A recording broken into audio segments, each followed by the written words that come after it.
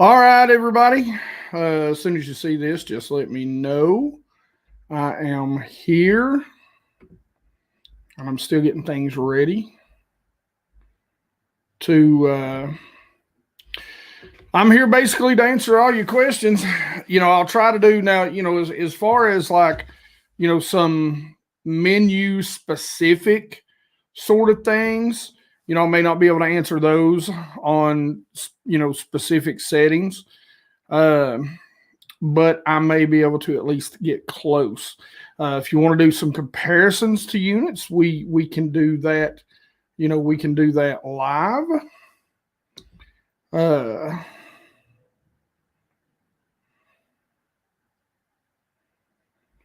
But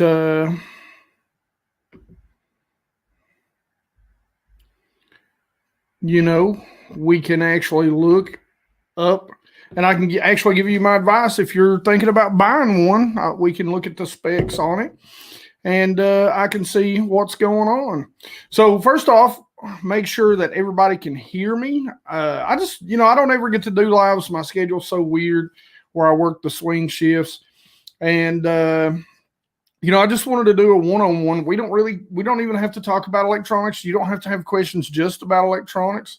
I'm just basically going to hang out with you guys and answer whatever questions you've got. So, I'll do my best.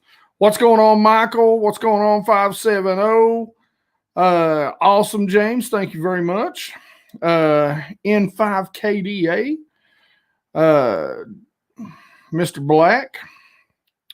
Hook shot. Birds, helix. Let's roll. I do have, I don't know if I've got some video I shot today.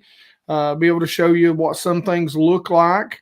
The water was it was super crystal clear, but there was a lot of stuff in the water today. So so the unit, when you get into that situation, it's hard to, on the birds, you can actually contrast out, but if you contrast too much out, then you'll contrast the fish out too. So you'll get a nice clear screen, but it'll be clear. There'll be crap on it. What's going on, my buddy, Mr. Joey down in South Carolina, man? I miss you. It's time for us to get together and put our heads together. Hopefully I will be done with the backyard this week, next week, something like that. So we need to get together and just, even if it's just a get together, we just need to get together. But I'm going to try to keep up with the questions, try to answer everybody's questions. We'll go about an hour tonight, if things go good. What's up, Ryan? What's up, Will Junkin? What's up, Sean?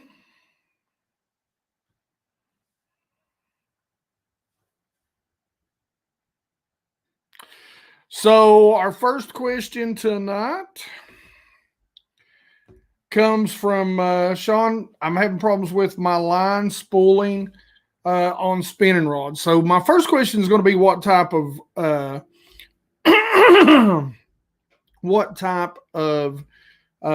are you putting on there? Number one with any line, braid, fluoro, mono, when you make that cast, give it a little tug right before you close the bell. Close the bell by hand, basic stuff there.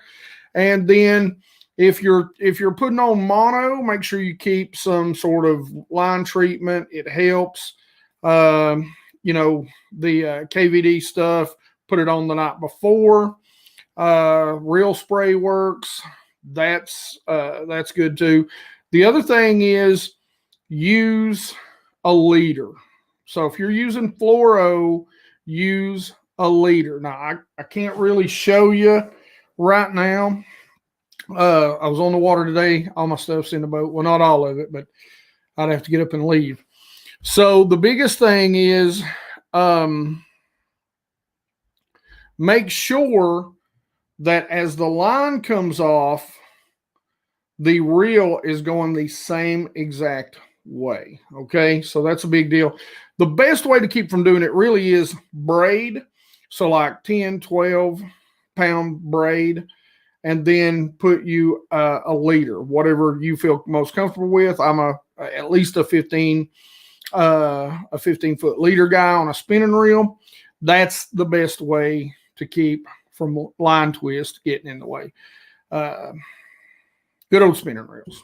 Gotta love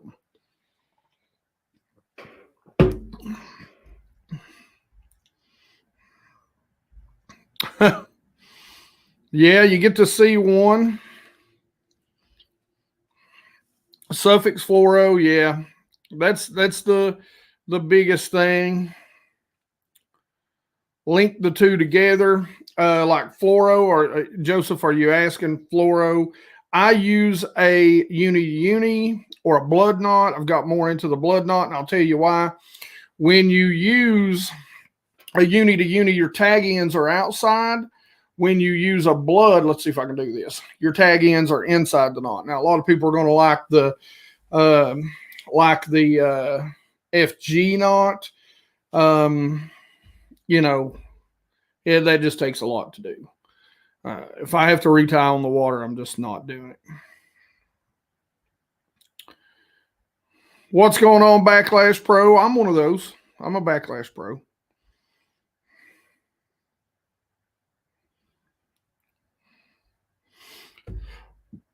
All right, we got a question from Ryan. I was thinking about getting a 14-foot John boat, doing a DIY mini bass boat, just so I can go down some of the back river system. What would be a good starter depth finder and fish finder? Well, I mean, you know, just depends on what type of river system. I'll tell you what, the Lowrance, oh God, I keep wanting to say the hooks. The hooks are okay, but it's the, let me look this up here. I just went brain dead. Elite series. The Elites have some really good units in there. I really like those a lot. And you can get those in a touchscreen, which will make it a lot easier to deal with also. So, but any of the Elites, you know, I always say buy the most you can afford. And one thing that when it comes to graphs, size matters. I mean, it really does for clarity. You're going to get drinking light beer, yeah. You're going to get you're going to be able to see things better. And as you get older, like me, you know, you can't see much anyway. So.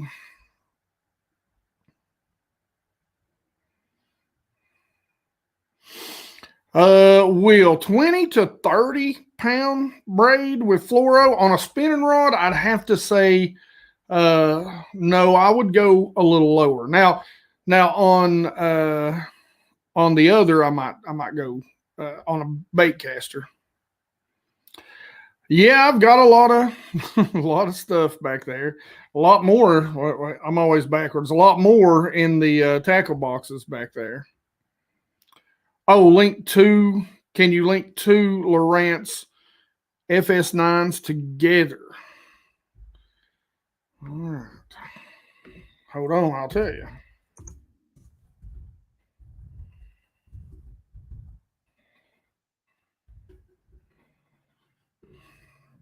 Yes, the Elites, you can link the Elites. You can link the Elites. Make sure you throw that in there. I may not know all the model numbers. If you tell me it's a lead or a hook or this, that, or the other. Now, I don't know if there's subsets of those, Joseph, that will not allow you to do that. We can do a little bit of research. What's going on, Bart? KVD. I wish, let me tell you, you'd think different if you seen my day on the water today. Yeah, Michael, I'm drinking that light beer today. Try.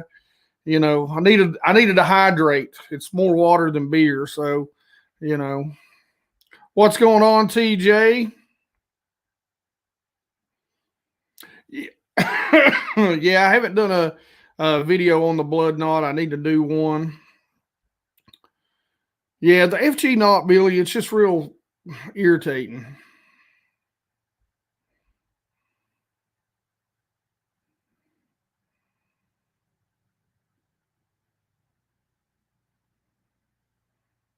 A uni 507, a uni with the braid and a clinch knot with the fluoro. And 570 says that he's seen Mark Menendez use that. So that's an interesting knot. I haven't seen that. That's an interesting coupling of knots.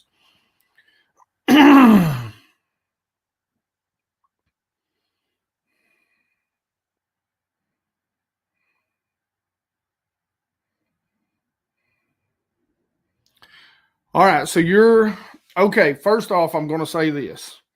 All right, here's a question. Now, I'm going to be honest with you. I'm not a big fan of SI up front. Okay. And I'm going to tell you why. Let me get something here that I can kind of show you. This. Okay. And I will actually show you a little bit later in its cone shape. Okay. So Sonar's cone shape is actually a cone. So 2D Sonar is actually a cone. It's round. That's a horrible cone, I know. But it's round. Down imaging and SI is a razor thin, line. So as the farther you get out, the more smear in the image. So side imaging on the front, to me, you would be better off using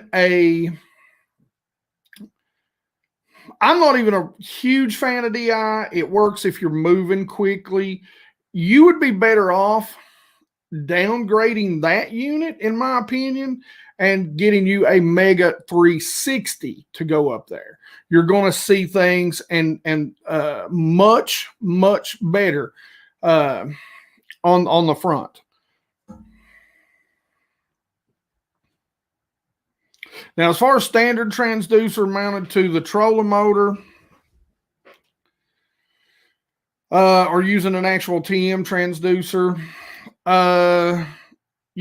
definitely use a trolling motor transducer. They're more insulated. You're not going to get interference from the trolling motor nearly as bad. Notice I said nearly. You will get it, but a trolling motor transducer is more insulated. Yes, I know they're more expensive, but trust me, you will thank me for this if you decide to go that way.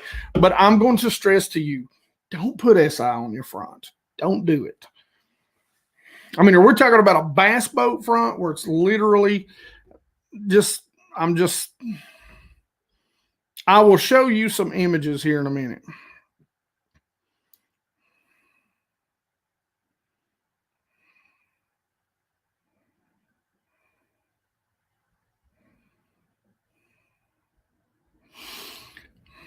All right, here's a good question, and I'll actually show you this too.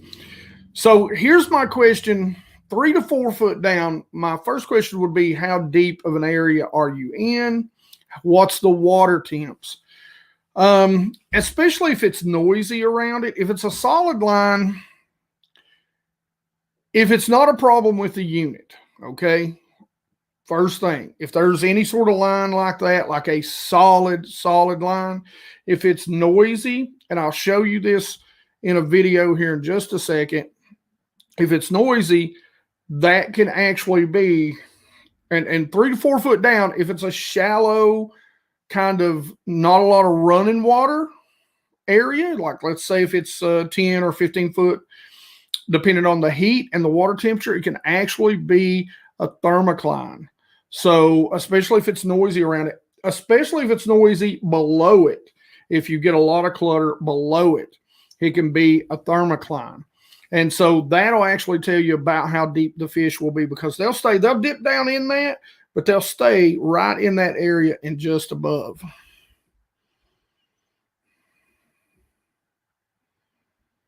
Let's see. I'm trying to keep up with you guys. Hey, I appreciate you. We got 54 guys in here.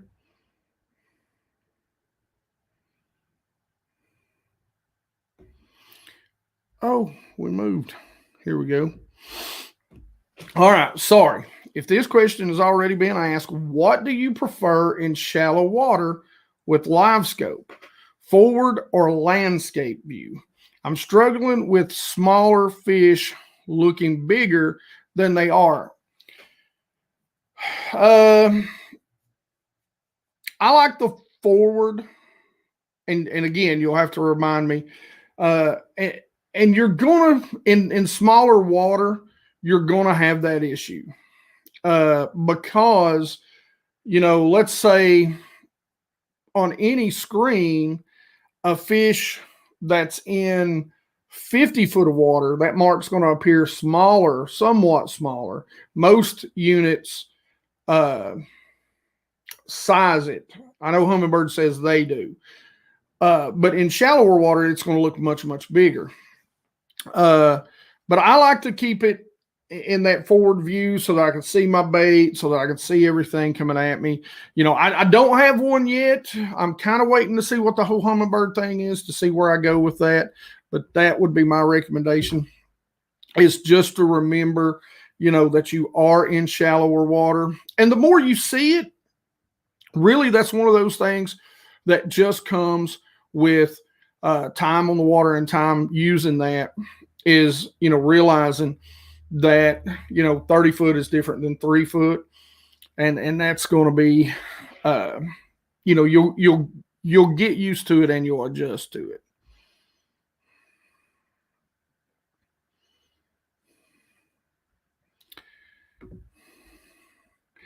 Is the TI2 the same as the FS9? I'm going to say no on that. Now, side-by-side comparison.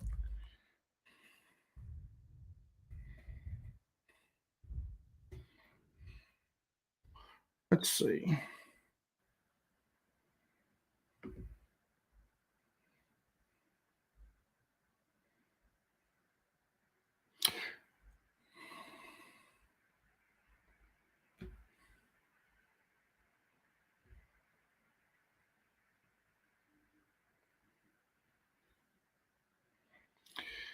It's just an updated screen.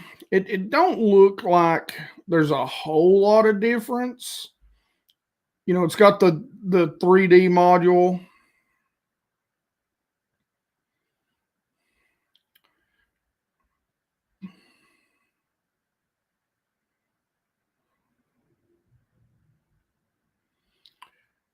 Apparently, it can share some HDS and 3D stuff. So it's just an upgraded version from what I'm seeing. Not a whole lot of difference. If you're thinking about going with one or the other, I'm always for the newer stuff. That's just electronics. And plus, the TI2, again, screen resolution is better in the FS9, and that is big, especially for us older guys. I agree. Billy Knowles agree. No SI on the front. It is a waste of time.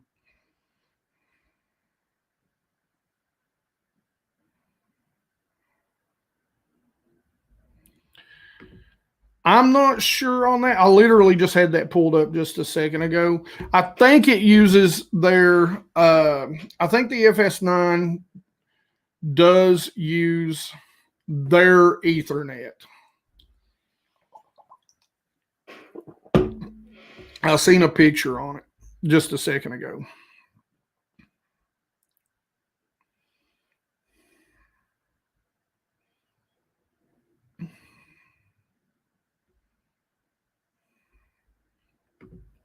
Here's a good question. Got the Helix 9 MSI GPS. Should, when you're trying to dial in your contrast and sensitivity, should one always be higher than other? No. I always say this, the one thing about depth finders, the one thing about, graphs, is that they're not a toaster. It's not just set it and you get the perfect toast every time. Okay. I've got a nice high-end smart toaster. and I still just set it to that one spot because that's how I like my toast, right? This is different because not only will every lake be different, but every section of every lake sometimes will be different. So no, sometimes they can be exact, and you should always be tweaking for the picture that you want. Now, I like a little clutter in mine, just a little clutter in most of mine, because I just feel like I'm not missing as much stuff. I'm just kind of anal like that, old school. But no, one shouldn't always be higher.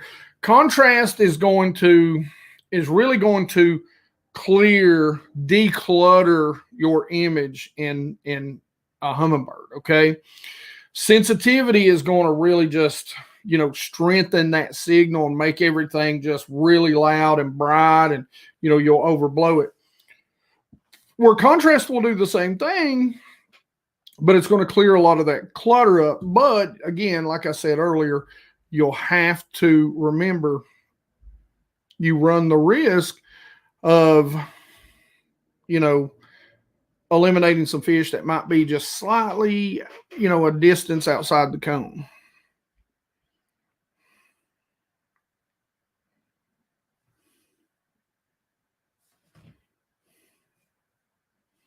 Oh, identified as Nemo.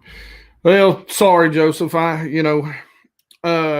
have to look that up and see exactly which one, but I'm sure from what I understand and from what I read about the FS9, they do have Wi-Fi, and they will share maps and waypoints through Wi-Fi. The short little article that I read on them.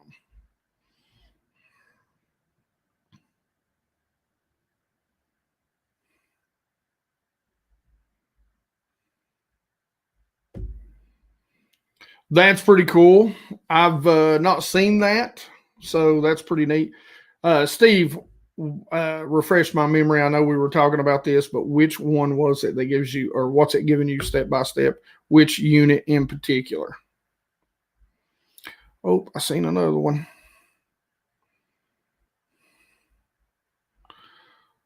What's up, Brian Lee from Oregon?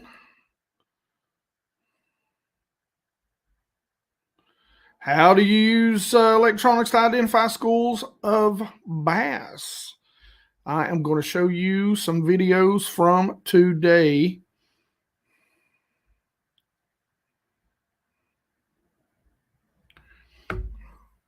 Okay. Also, which frequency should you have on your graph?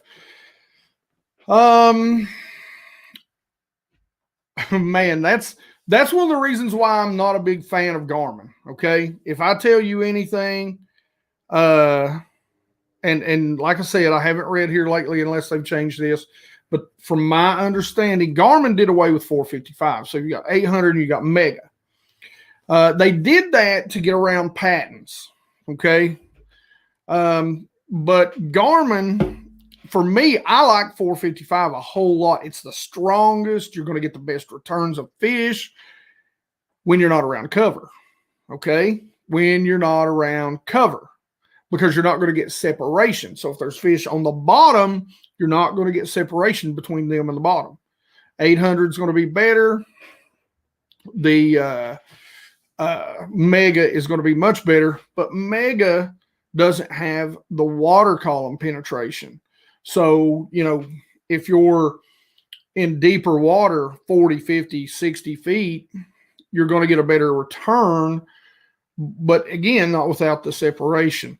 So I like all three. If I had to pick one that I had to do without, you give me Mega and you give me 800, even though I run my side imaging a lot. And again, you'll see this in the video that I'm going to share with you guys. I run my side imaging a lot at 800.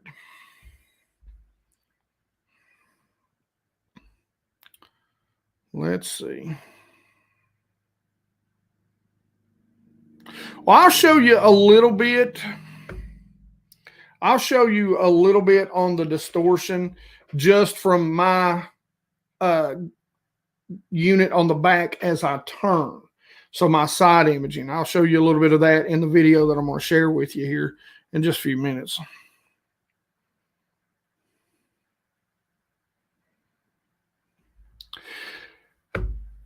The 12 is good, but I'm telling you, man, I'm telling you,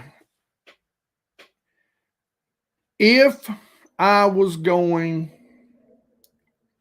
not counting Livescope, I'm telling you, if I've got them on my console and that's what I'm really using to do work before I get up, it's not going to be Garmin. Just ask a buddy of mine. He went all Garmin to start with. I warned him about it. He went back to Lowrance.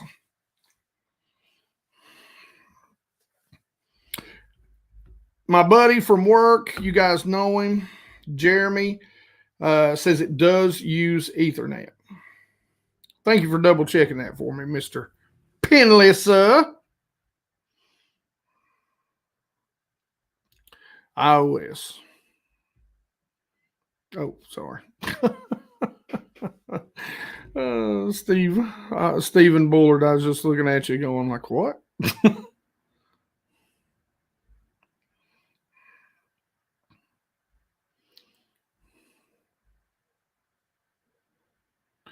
What's going on, Mike?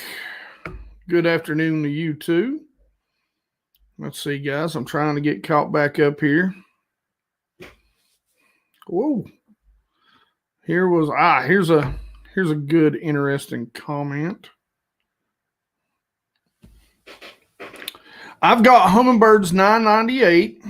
I upgraded to the Ultrex and moved the transducer from the back of the boat to the bottom of the trolling motor and updated the unit as well, and basically starting all over. The old 998s, man. I'm an 800 guy for the ledges. I can see that. I mean, depending on the lakes that you fish, the 800, it's going to work out real well most of the time. There, Steven, that was the comment I wanted to see. I have both Humminbirds and Lowrance. Humminbirds are more user-friendly. You know what? I get a lot of people, depending on which birds you have. Do you have Helix units? Or do you have the Solexes? A lot of people that come from Lowrance hate to go back to button pushing on the Helix units. Once I came from Lowrance and I hated it. Like my first month with Humminbirds, I was so pissed. Like I was ready. I even told my wife, I was like, I'm ready to take these pieces of garbage back. I mean, I hated them. It took me a minute. And I'm a computer geek. So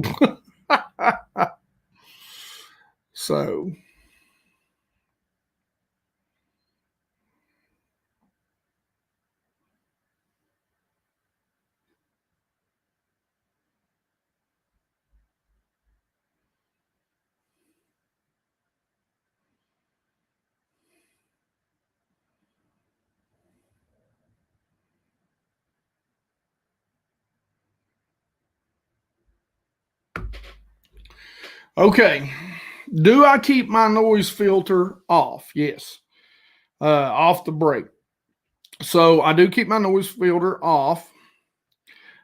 Clear Max generally, I've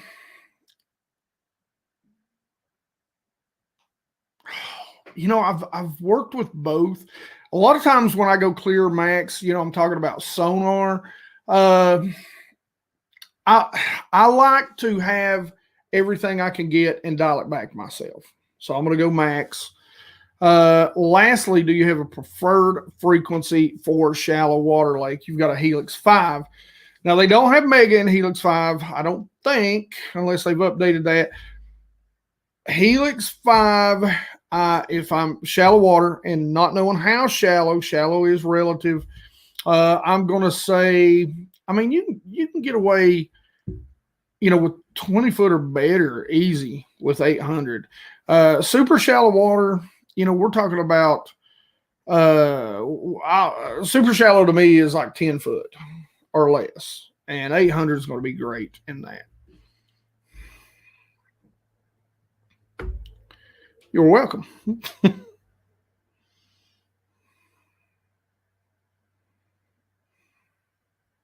Yeah. Hey, Billy, I'll tell you what, I told a buddy of mine, okay, if I had all the money in the world, right? Here's exactly what I told somebody I would have. Okay, here's my dream. You want to know BassGeek's dream setup? Right here it is. Helix 12, Lowrance 12 live, Helix 12. That's on my console, okay? Because Helix Humminbird's got the absolute best side imaging, okay? Hands down. Hands down. I'm going to show you this in just a minute. And it's going to be like this water was ugly, so this is not going to look good. Down imaging, Lowrance has still got them by that much. I mean, it ain't a lot. It's almost a coin flip at this point. Then on the front, I'm going to have me like a Helix 12 or something as big as I can get, because I'm going to have me a 360 up there. Okay. And then I'm going to have my Garmin, and that's going to be for, you know, of course, the Livescope. There's my dream setup.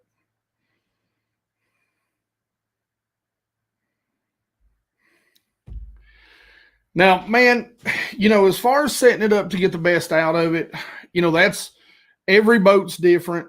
I mean, we'd really have to sit down, tweak it. You'll just have to play with it. You know, that's a big question. That's a big question. That was going to be hard. I've got some older videos. I need to do some updates. I'm going to update my graphs, knock on wood, into this year, first of next year. So, you know, I'll definitely do some updates and kind of show you my tweaks on those also.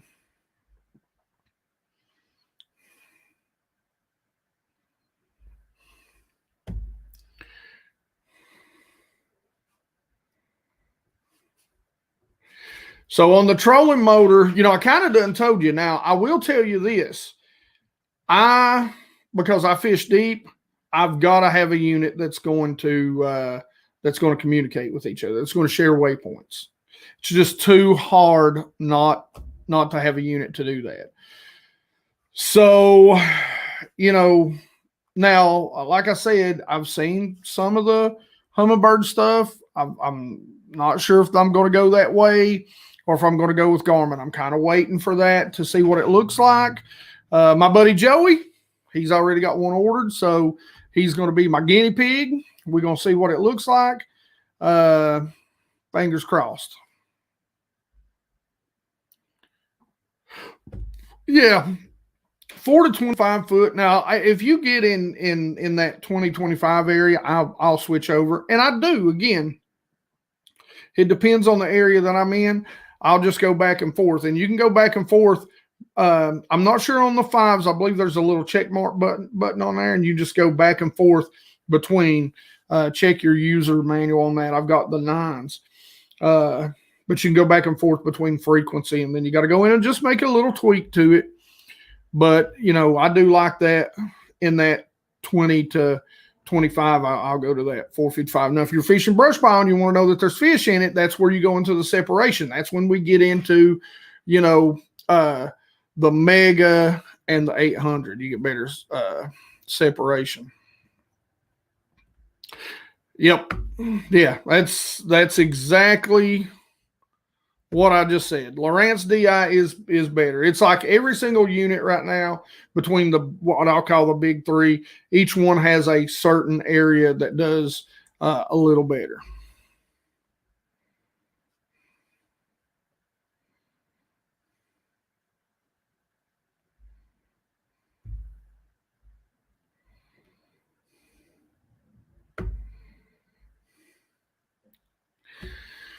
I've got an older Lowrance on the front of my boat, Curtis LeDuc.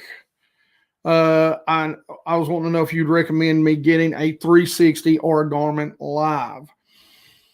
Well, number one, either way you go, you're going to have to buy a brand new unit. So my next question is going to be, what do you got at your console? Because if you've got a Lowrance, definitely don't get rid of the old Lowrance up there. That way you've got your waypoints. You can use it for 2D, sonar, that sort of stuff, mapping and sonar, okay? You know, I know guys that they have the 360 and they love it. But what's been winning the tournaments? I've got to lean toward the Garmin. You know, I've got to lean toward that Live. I'm going to put a 360 on mine because what I like about it is you're finding structure. It's not the Garmin 360. Now, mind you, or the Humminbird 360, mind you, I am not talking about the new Humminbird forward-facing sonar, okay? Haven't put eyes on it, haven't, been on the water with that yet. I'm talking about the 360 Mega, not the old 360. I've got the old 360. It's garbage. It's trash, at least in the Highlands reservoirs. 455 frequency, it's just too much. It's blown out or it's blacked out. It's just too much. It doesn't show structure. If you're running flat areas, you're running weed lines, it's great. But the Mega is what I have to run. So that would be where I would go. Hey, great question. I swear to you, I've been dying for this question. Why are people not using the deeper stuff, man? Why? I mean, you want to know if there's fish? Listen, the deeper stuff is good. It's good. Turn off the daggone fish ID. That stuff is stupid because it'll ID a floating leaf as a fish. But the deeper stuff is good, man. What they've done to it is really, really good. There's some great bank angling sonars out there. You can even map your ponds with it now. You can do what Humminbird does. And I've got my zero line card, and I can make maps of my areas by graphing it. Deeper does it. I'm not sponsored by Deeper. I'm not sponsored by any of these companies. But I swear to you, if I was a bank, if I fished from the bank, I'd have me a Deeper. I'd throw that sucker out there. I wouldn't waste 5 seconds if I didn't see any fish. Why are you going to fish a spot if there ain't no fish there? 2 casts, boom, next spot.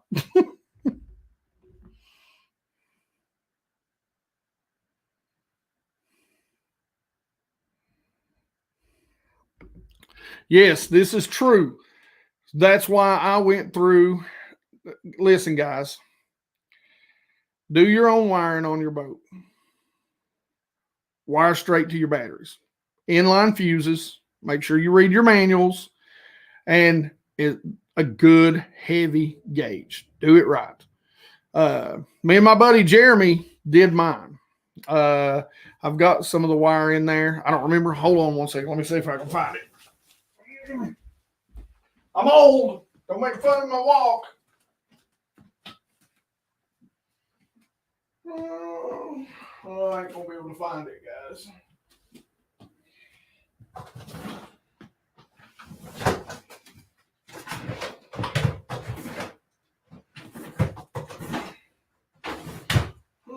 Well, I don't know what I've done with it. Anyway, so I used really heavy wire. I've seen a couple of YouTube channels talk about this whole deal where this company and they've got the patented connectors. All they're using is heavy gauge wire, man. Just go out and get you some heavy gauge wire, learn how to solder ends, and save yourself the overpricing of that crap.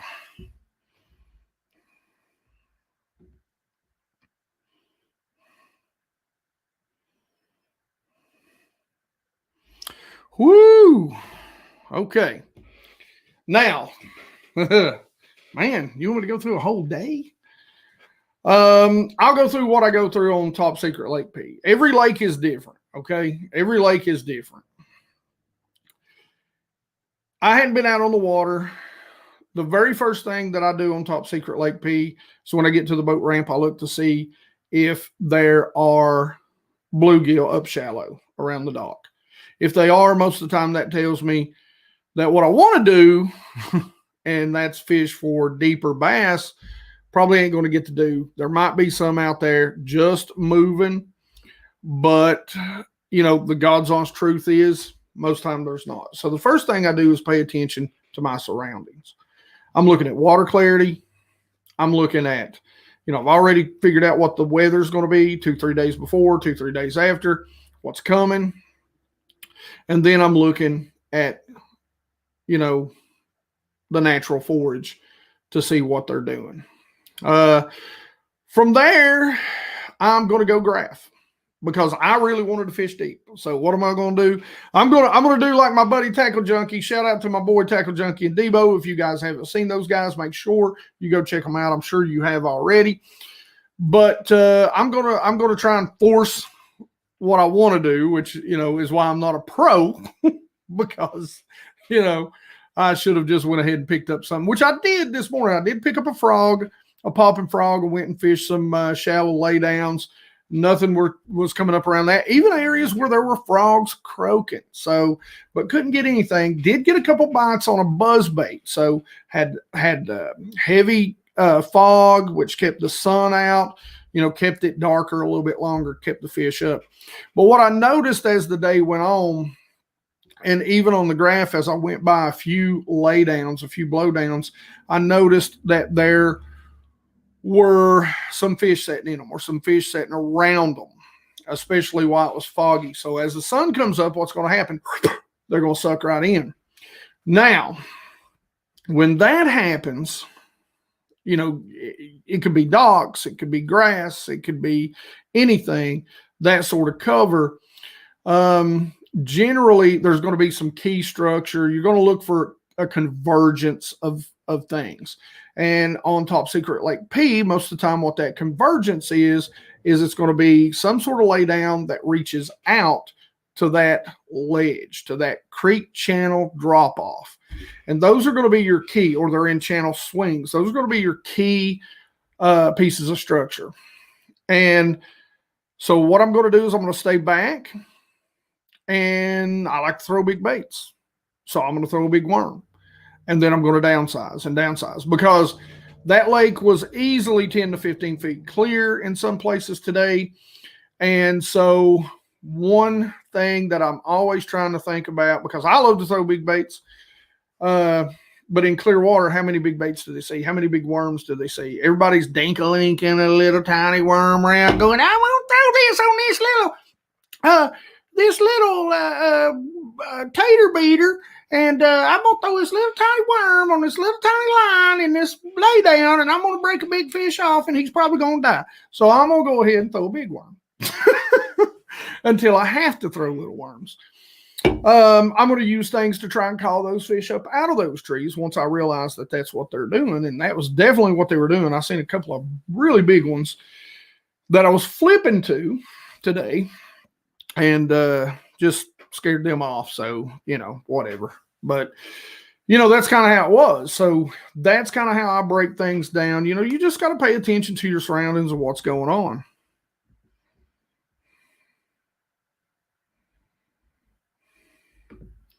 Hey, Team Jesus, brother, what is going on? Good to see you. Guys, if y'all don't know, go check out Team Jesus Outdoors.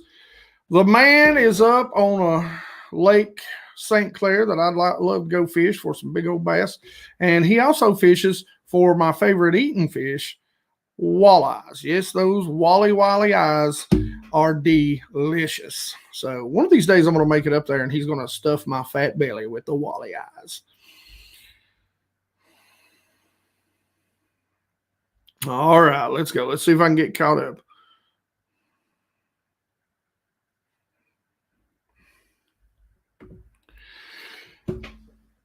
You know, as far as wiring harnesses, I'm not really sure because, like I said, I run my own wires. I run straight from the unit straight back. Now, you can put a block in at each end. That is good wire management, but I just run my wires because you don't want 20 things, on your batteries. So, they make these blocks that you can put in and basically patch to, and then, everything goes to your battery nice and clean. So for me, I'm wiring it myself. I wish I could remember. Jeremy, if you're still on here, refresh my memory what gauge wire it was we run in that boat. Jeremy actually helped me.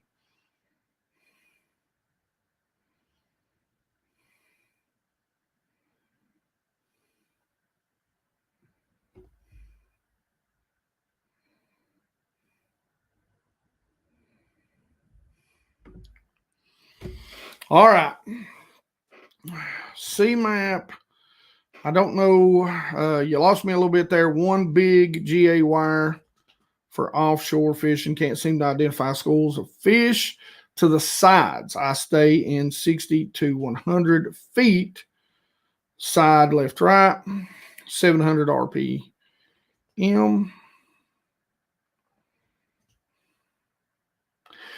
Now, I will tell you, it is hard to notice fish sometimes on side imaging. And again, depending on the depth change, because I've got depth change, generally I'll tell you, I try to stay in that 50 to 60. Depending on how deep, I'll spread it out to 100 feet, but that's if I'm in deep water. And a lot of times, if you're in deep water and you've got something that far, and you got a 9-inch screen, which I got bad news for you. It's not true HD. It's going to be really hard to see a dot if it shows up at all, especially at 100 feet to each side. So that's where you really have to pay attention to your maps so that you know what those fish are going to be on that time of year. Early in the summer, they're going to be on long tapered points. Later in the summer, 10 gauge. Jeremy, you should have just commented that down there. You might have. I'm just so far behind. Anyway, thank you. Well, we use 10 gauge wire to wire all mine.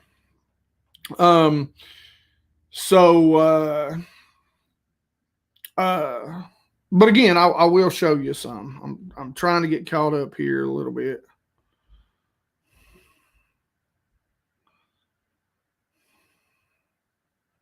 Yes, the Sonar Pros, I think, Billy, was what I was talking about. You can make the same thing. The big thing that they have the patent on, I think, was the connectors.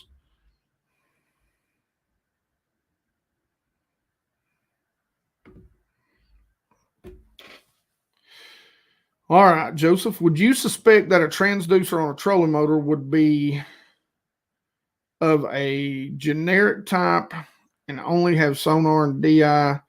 The tag is missing off the connector from install, I guess. Well, I don't know. I mean, is it built in, Joseph? Is it built into that trolling motor? You should be able to look at trolling motor up and see, if it's if it's Minn Kota, it's definitely going to be a Humminbird transducer. I would have to, is it just mounted to it? I'd have to do a little more research on that.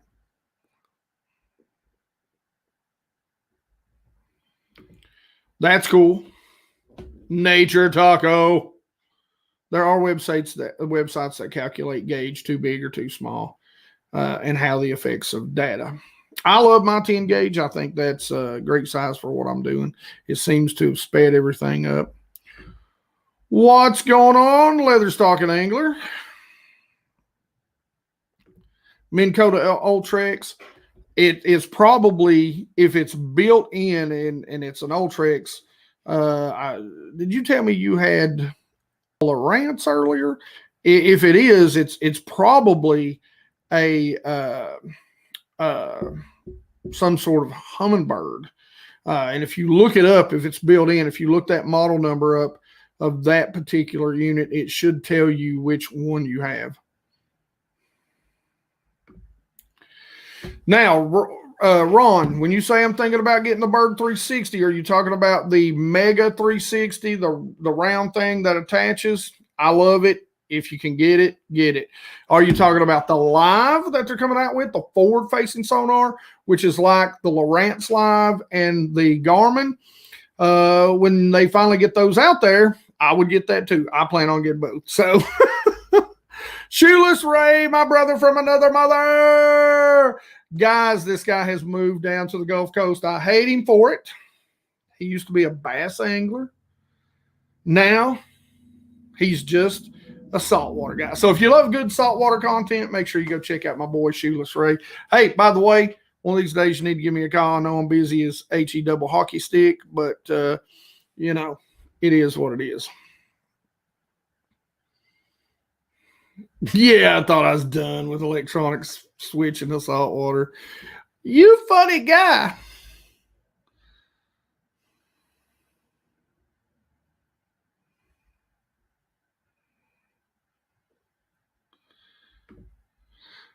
They, if you're talking about Top Secret Lake P, yes, it is.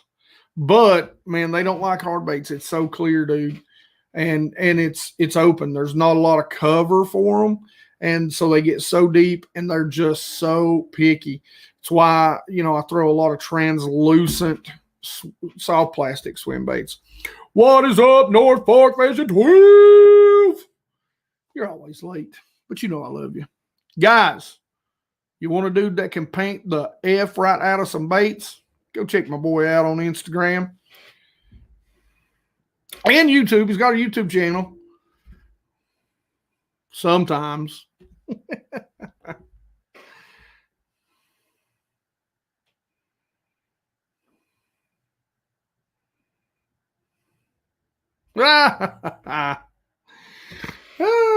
Yeah, that's the way it is now. COVID has created a lot of people, man. There's a lot of people out today on the little Top Secret Lake P.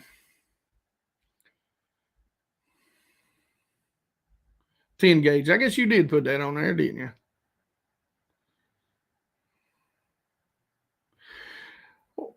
Let's see. Hold on. Let me get caught up here. My minions. For salmon trolling. Okay, listen. I don't know. I'm going to tell you. I'm a bass angler. I had a guy talking to me about catfish at the boat ramp today. All I know to do is get some chicken titties, some chicken livers, and, go catfish. That's it. I wouldn't know. And it couldn't be far off. And I'll tell you the guy that will be able to tell you. And that is Team Jesus Outdoor, which is in here. He just commented right above you. He does a lot of trolling. But it can't be, no matter whether you're trolling or not, the one thing is you want to match your graph speed with the speed of the boat, because if you get it too fast, the dots will be smaller, too long, they'll be longer. Same with the arches, they'll be skinny or they'll be, big and long. So you want to kind of learn to tweak that in. No, man. Rhino Joe, it is not. It is not. I went out today. I am going to show you some of that footage because I got some good side footage. They were out there, but they were not biting. There's a lot of bait fish and, bluegill still scattered out on the banks. I was seeing some bigger fish up shallow, which is, not a good sign. So there's still, I was finding bigger, probably 2 inches. I was finding bigger fry in trees, in laydowns, So yeah, real behind, which that Top Secret Lake P is always real behind. Very true.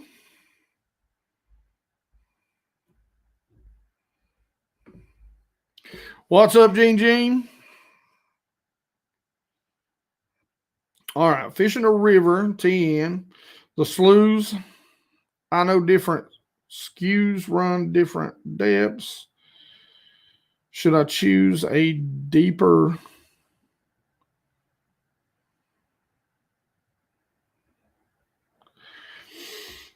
I don't know. I'm not sure how to answer that question. I'm going to be totally honest on that one.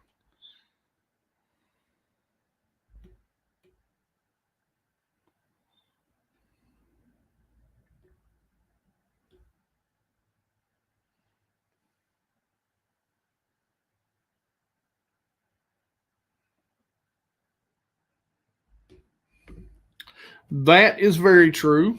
Never buy the hottest thing when it first comes out. I'll tell you right now, as much as I love Humminbird, I can't tell you how many times I've had people come to me and say, man, these new Humminbirds, I have to send them in every time. I had to go through that. I had another guy like, oh man, I'm done with Lawrence. I think I'm coming. At one point I was the same way about Humminbirds. So yeah, at least if you do buy them new, give them a minute.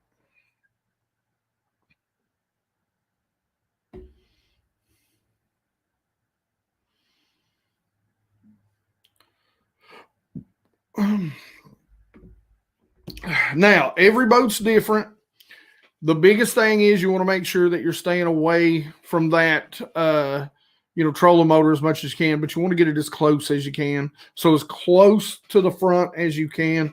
The magnet in the trolling motor, or the magnets in the trolling motor, will not interfere with it when it's down. It will interfere with it when it's up. So that's really just a boat to boat call. I just try to get it within a foot and a half of where that dead center on my trolling motor and my transducer is going to be. Because the truth is GPS is not as accurate as we'd like it to be. If you've ever sat completely still, tied up to a dock over about 3 hours, you'll notice that your boat mysteriously moves 5 or 6 feet forward, back, sideways, round and around, put one leg in, take one leg out, do the hokey pokey, turn all about. You know what I'm saying? So a foot is plus or minus 5.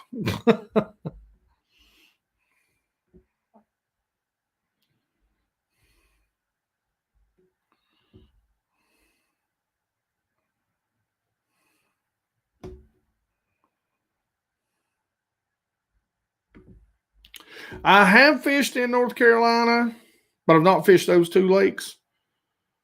I have not. I do plan on coming down and fishing some more in North Carolina. I'm so happy to have my new. Guys, I know I tell you I want to start traveling a lot, and actually, what I want to do is start fishing with you guys a lot. But right now, I am working so stinking hard on finishing up the landscaping of the house. That's it. Once that's done, the house is done. I'm done. I done told my wife that I get a year and a half off from anything house. If she wants it done, she'll do it herself. I don't care. Or pay somebody. I'm done. I'm done. What's going on, Mr. Shelton?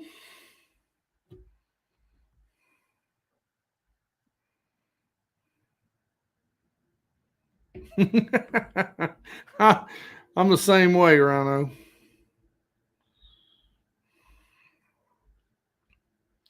All right. I do believe I'm all caught up. The new boat trailer is great, man. Me and Jeremy got it tweaked out, got it set up. The new boat trailer is amazing. We still got 58 people in here. Hey, guys, if you don't mind, please go hit that like button. Pretty please go hit that like button. Got 60 people in here. Thanks for joining, guys. Pretty please go hit that like button. It really, really helps out. As the man Mikey Ball says, YouTube hates real fishing. They just do. They hate it. Now, if I had a, one-eyed donkey, one-eyed three-legged donkey picking my baits at Walmart, I'd be getting 1 billion views. All right.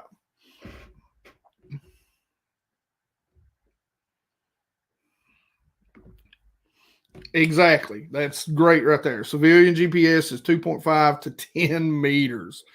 But I was told that having two sources can get you within 2.5. It can, but I mean, it really is more about just the accuracy of each one. So you've got the back one close to that transducer. You got the front one close to that transducer. That's really all it is. Either one of them. I mean, when you're reading either one of them, it's still going to move around on you. Trust me, I missed a big stump today 5 or 6 times before I finally hit it. I'm in the mountains, so it's a pain in the rear end. All right, guys, let me show you. Now I'm going to hope this doesn't have audio because it's hard telling what I might have said.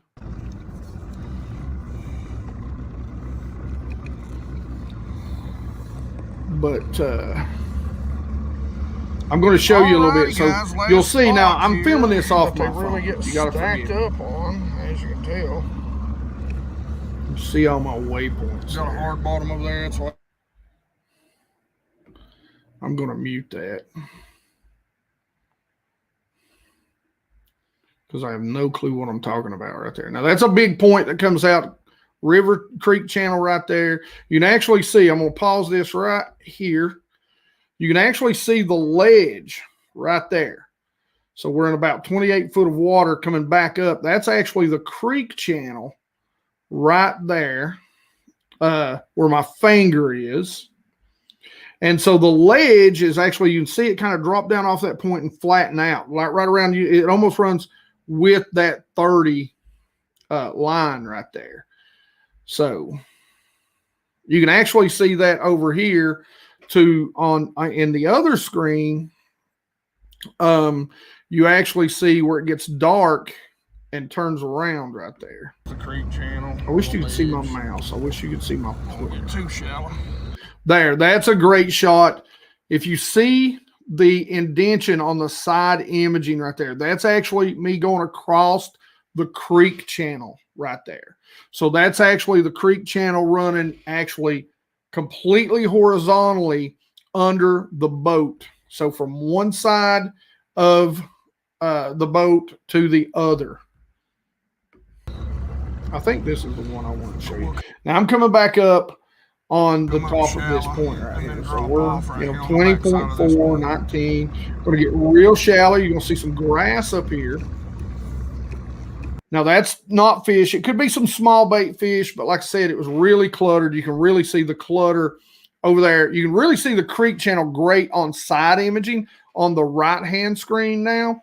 You can see that creek channel. It literally runs underneath the boat, from left to right. And here comes some grass. This is some grass. I don't know exactly what type of grass this is. It's tall, long, and green. You can see it real good here on the side imaging too. On the left-hand side of the side imaging, you can kind of see the stalks. That's up on top of the point there on the left side. You can see how shallow I get. Now here comes the grass. A little piece of wood in there. You can see maybe a fish. That's what I'm zooming in on.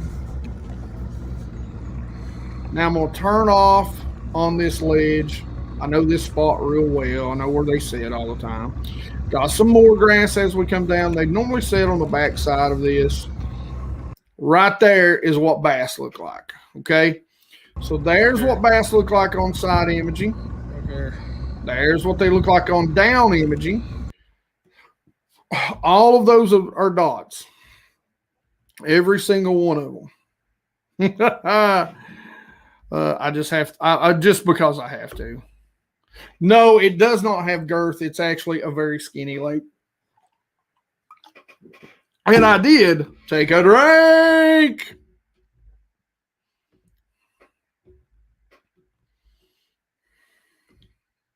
Group of all right, let's get back.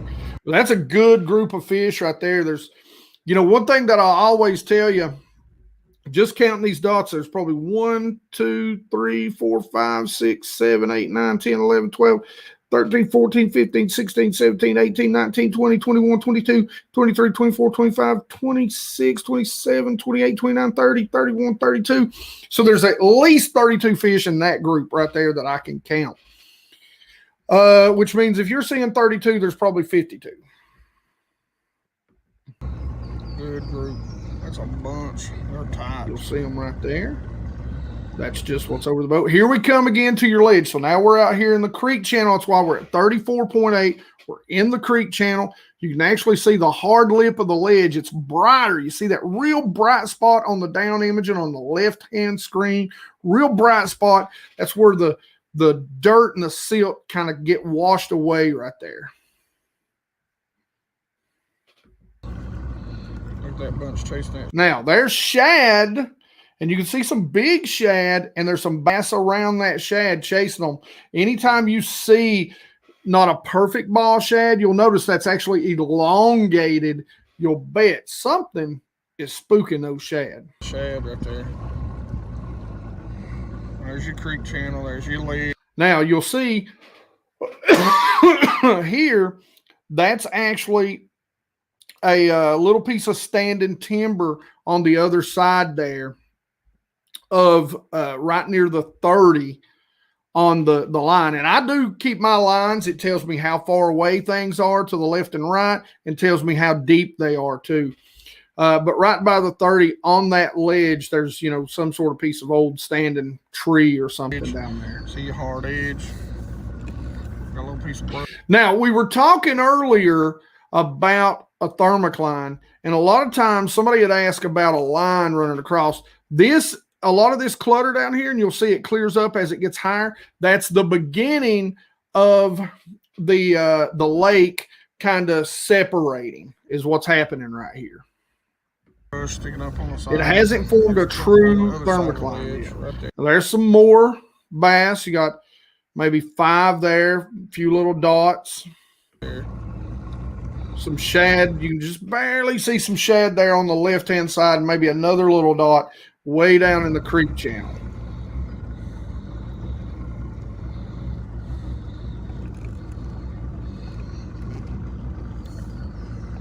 I'm going to show you a huge group up there. Seen a bunch of crappie too. The crappie were up and moving today, and that's when that Livescope would have paid off for some dinner right there. But they weren't relating the trees or anything. Yeah. All right, yeah, it gets sunny. I'm going to fast forward this just a touch here. I'm trying to get to a point where I can where I'm turning the boat and you can kind of see. Coming back up on our creek channel, you can see our creek channel again.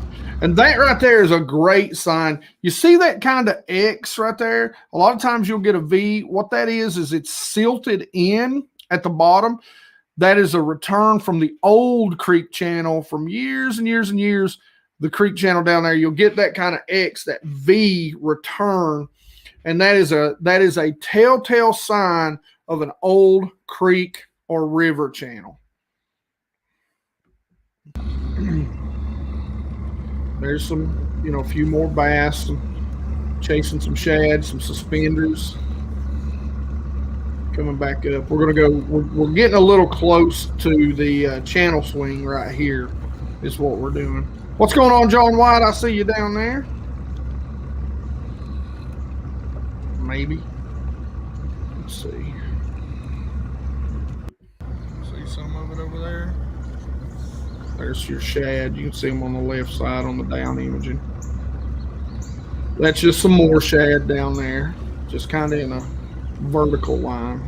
Could be some crappie. There's some bass up there on top. Right there. I don't know. Another good mark. Some good marks right there. I couldn't believe I couldn't get bit on this spot.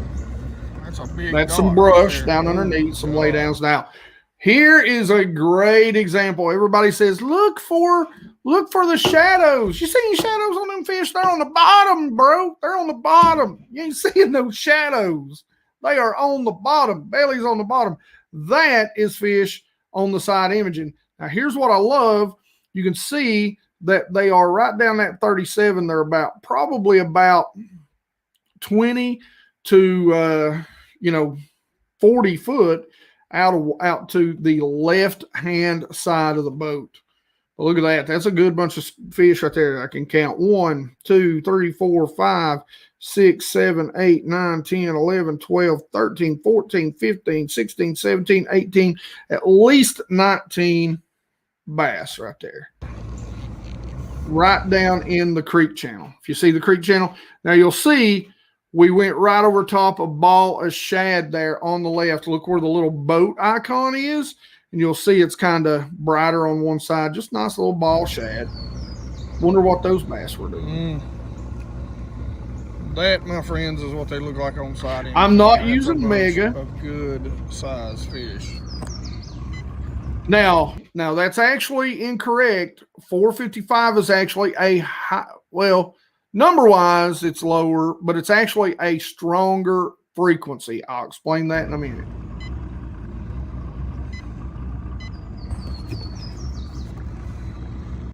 Now, you see these lines right here? There are muskie in this lake, and those could very well be a couple of muskie out there in the creek channel. That dark area is the creek channel. Oh, look at this. Okay. Here's your boatload of crappie.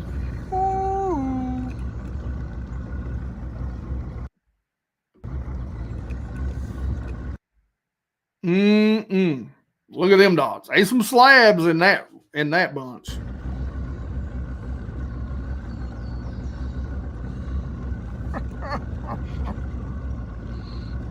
All right, I think that's about it. All right, guys. So I hope that showed you a few things. I can pull up another one. Now, John, Mr. White, you said that, I wasn't using mega. So I do love mega, but now I've got a Gen 2. I don't have the Gen 3s, which have the boosted mega. They do have the chirp. So that version in the mega is you lose frequency. You just don't get as strong returns. That 20, 25 foot area. Okay.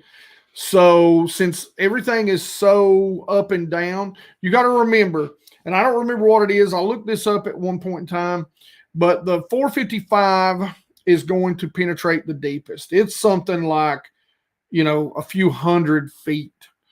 800 is something like 100, 200, somewhere in there, like 100 and I want to say it's like 200 and some change. Like I said, I don't have the stats right in front of me. And then mega actually only penetrates. They give 125 feet, but that's BS. Okay. If I'm looking, the higher frequencies don't penetrate as well. It's sound waves. It's like bass.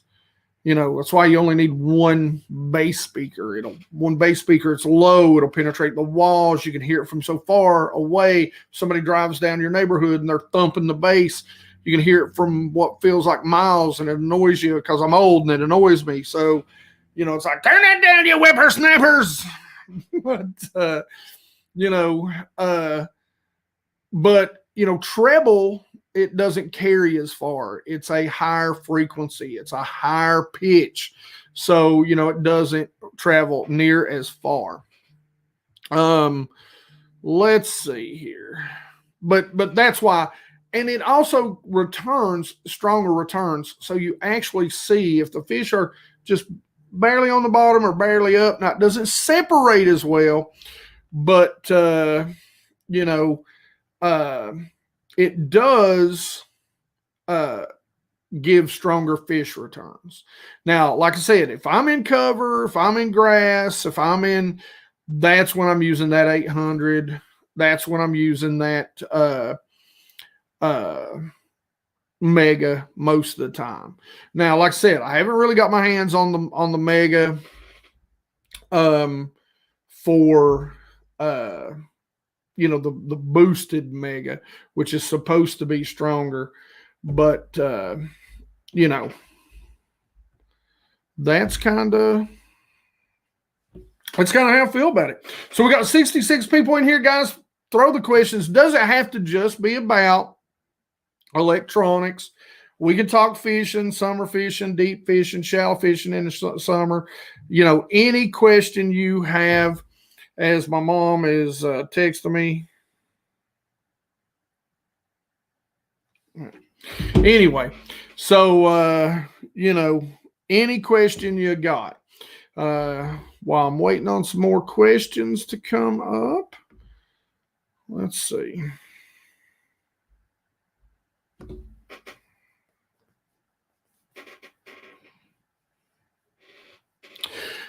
You'll definitely find the fish better. Again, I fish lakes that don't have a lot of brush, don't have a lot of, I mean, they got a lot of brush, but don't have a lot of grass. And so, you know, that 455 is what I tend to run most of the time. It also keeps me, because I'm fishing highland lakes, and I mean, it's like, you know, this is, if I could give you a picture of what my graph would look like a panoramic shot, it'd be like this. It'd look like a heartbeat. Because there's no smooth and flat. It's all uphill, downhill, uphill, downhill. So, you know, the 455 keeps me from having to change frequencies, you know, all the time. My favorite thing to throw in the world over the next few months is the big swim bait. I had 3 of them tied on today. Not the big, like, hard swim baits. You know, the 6-inch, like I had a Shadowlicious tied on today. I had the 5-inch Bass Munitions, Ghost Shad. That sort of stuff is what I had tied on. My underspins, that's what I love to catch them on that. You know, there were a few out there today. Could not get that school to fire for love or money. That's going to happen. Spent way too much time. The other schools in the lake really haven't formed yet. I did get one bite in a little spot where I found like 5 fish. So, you know, that was the only bite on the deep stuff I had all day. Let's see. Nice shirt. I do agree. I do love my Akuma stuff. Be using a lot more of that as time goes on. All right. My buddy Bart. Hank, what do you think the best unit is on the market? I'm looking into getting a Humminbird 360. I've always been a Lowrance and Garmin guy. Man, like I said, every unit seems to do something better. I'm a Humminbird guy. They really have converted me. They've caught me more fish than anything that I've ever used. Can you do the same thing? I've learned to eliminate so much water using their side imaging, which I just showed. I've learned to eliminate so much water. I don't have to. That's the thing about like Lowrance. Lowrance, their side imaging has gotten better, but it's still like Humminbird and Lowrance's down imaging are like that. I mean, here's Lowrance, here's Humminbird. Side images like this. Here's Humminbird, here's Lowrance. And so for me, it allows me to make 2-3 passes over a point or a ledge or a hump, and I can leave, as opposed to zigzagging, then going this way and then going that way. And it looks like a giant, like I'm trying to build some sort of weird erector set going on. So I'm a Humminbird guy, man, and I'm not sponsored by them. I always say Humminbird themselves actually hate me. I mean, because I tell the truth, like I said, about the 360. The Gen 1 360 is garbage for me in the Highlands reservoirs. It's got a few uses, but it's just junk. Now, 360 Mega, totally different. Love it. Love it.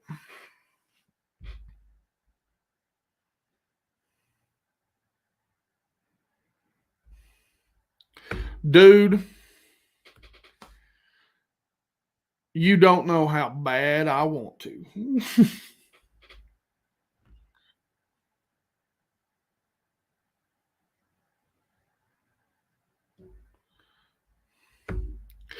Yeah, some of them are clear water, but some of them are stained, like, Douglas. Douglas is the same way.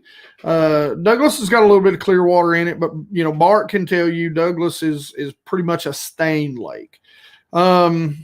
So, stain, here's my rule of thumb, okay? Generally, I'm going to fish, I'm going to start fishing at the edge of visibility. From there, I will look 20 feet, 15 to 20 feet more. That will get shallower. Let's say if you've only got 3 feet. I've seen Edwin Evers break this down, but like when I think about Douglas, he would miss so many fish. No, don't get me wrong, he's a way better angler than me, but he would miss so many fish on Douglas. But generally I'm gonna look, 15 to 20 feet deeper than the edge of viz. And in some cases, maybe even 30, just because some of the lakes around here, they just like to live there. It doesn't matter how much it is, how dirty the water is. But, the dirtier water, the shallower the bass are generally going to live. So.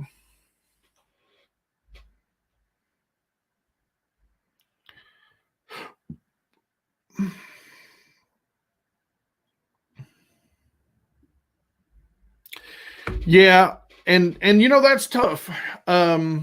Mikey Balls does a lot of great videos on a technique that kind of got famous on Douglas. I was talking about Top Secret Lake D, as I used to call it, but Douglas, and that's longlining. That's a great way if they're on the bottom to get them fired up. And what that is now, I will tell you, a lot of tournaments have outlawed longlining. But what that is you just kind of get in one area. Let's say your fish are spread out over a long point. You take your boat over here, you make a cast, you click your bell, you troll all the way over past that group of fish, and then you start reeling. And it will allow the bait to get deeper and cover more water. So you want to really burn it down there. That's a great way. Another way, I actually did a video on this today, and you guys will see it coming out, is a spoon, a big spoon. Make a long cast. So like my nickel spoons, make a long cast, match the hatch, match the hatch. They make spoons in all different sizes. Flutter spoons, particularly. Ledge Hog makes some great ones. Strike Kings makes some great ones. Nichols makes some great ones.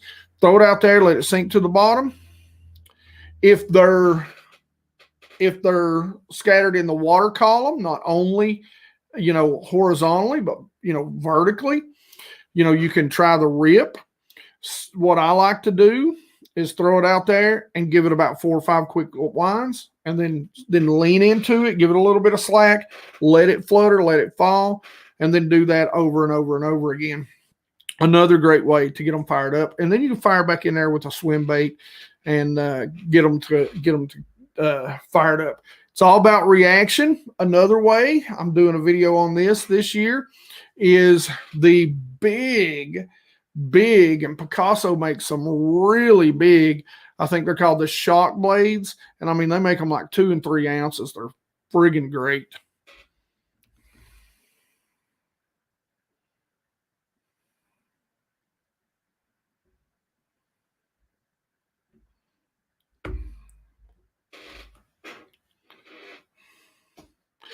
I don't know how true that is. I'll be honest with you. But fish don't have eyelids. so, for whatever reason, fish do like to get down there on certain areas. The clearer the water, the deeper it's going to penetrate, of course. But, I don't know. I don't know how to explain that. Sometimes fish just like to be where they like to be. That's the best way I can tell you. I don't have a tiny little fish brain, so I'm probably way overthinking any of that answer right there. Honestly, so I mean that really is. That's why I say, you know, when I talk about Douglas is, you know, 2, 3. You might get some places down by the dam 4 or 5 feet of clarity, but they can back off to like 30 and 40. So, you know, there's these fish just like to be where they like to be sometimes.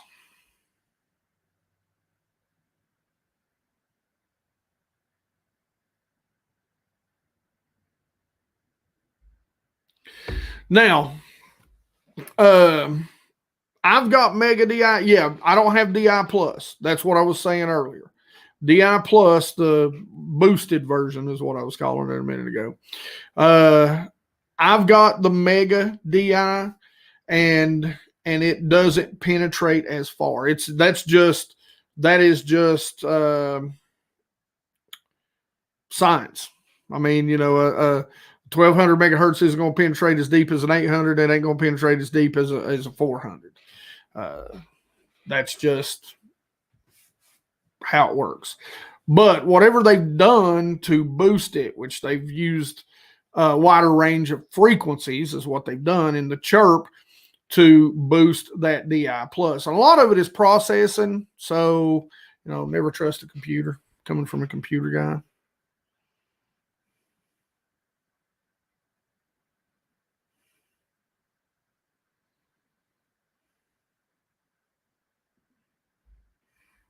This is a great question. I think they do get very used. I know on Douglas that they know when those outboards are coming over their head, and they'll start to scatter or they'll suck to the bottom. I think they're less affected by it deeper, but the more and more and more it happens, yes, absolutely. I think they get conditioned to it. But you know, there's so much other noise, especially during the summer. Ski boats, jet pontoons. You know, our boy Tackle Junkie has gone to the dark side. He's out there on a pontoon. He's probably driving home listening to this right now. That's right. He told me, listen, all y'all, you know, he told me he rented a pontoon and was towing a thing around. How many bass anglers you think cussed him yesterday? I asked him how many he thought it'd be. Nah. All right, just started out kayak fishing, have a Garmin 7-inch 2D only, using it to find structure and bait. Is there value to continuing like this or upgrade to SI ASAP? Yeah, there's absolute value. I Damiki fish, which basically means I take a tiny little bait and drop it down from anywhere from probably most of the time 30 to even 80 feet for fish. And most of the time, the deeper they are, the more important that 2D sonar is. So, yeah, it's a great way. You need to learn that because there's so much value in learning what you're looking at on a 2D sonar first.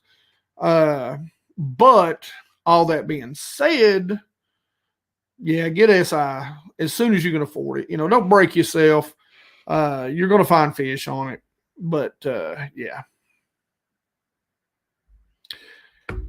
You know, I don't know, man. I'm, you know, of course I want to fish the well-known lakes, but I've been thinking about doing this little thing where I go and I fish some of the smaller bodies of water, less known bodies of water, and break those down. Everybody wants to go fish the, you know, big bodies of water, the big well-known bodies. Uh-oh. I about messed y'all up. There we go. Got you back.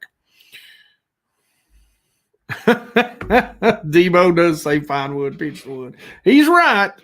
You know, he's right, but you also got to remember a lot of what Debo's fishing is from the bank and it is shallow, you know, across the board.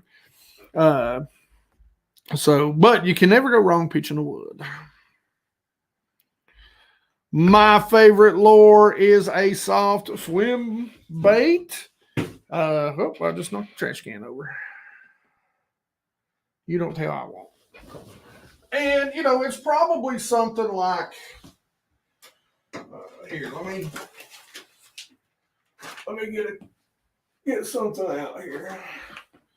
That way I can do a little show and tell.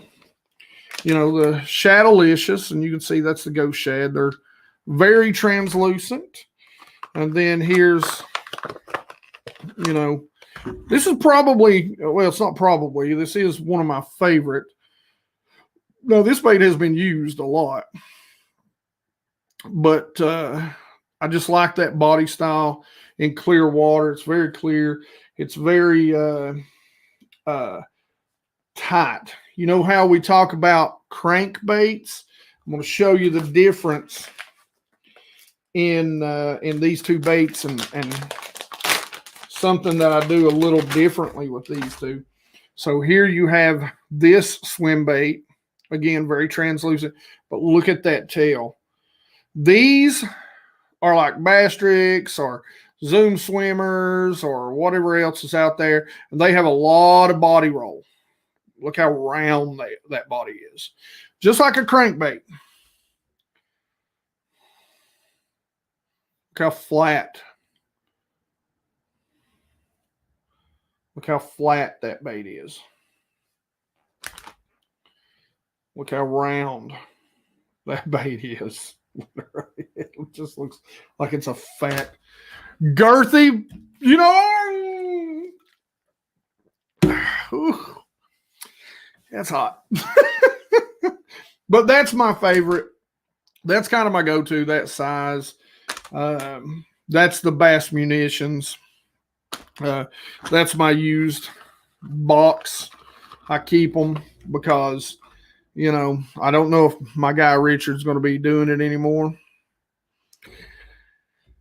You know, man, I'll tell you, Jacob Wheeler did, and I was not a big fan of his last or his first kind of test, because if you notice when he had first changed and had Lowrance and Humminbird, he was talking about side image. He was like, oh, I could see a way farther away with Lowrance. Well, yeah, he had it set on 455. You're going to get a lot. And he had the other on Mega. You're not going to get as far out. And I was like, dude, that's like not apples to apples. You need to pay attention. Learn what your frequencies do. But he did a great comparison of the live versus the active target or whatever it is, whichever one's which. I always get it. And I'll tell you what, I was highly impressed and leaned toward the Lowrance active target, to be honest with you. You could see the bait. You could see the pillars a little farther away. It was pretty impressive. I'll give it to him.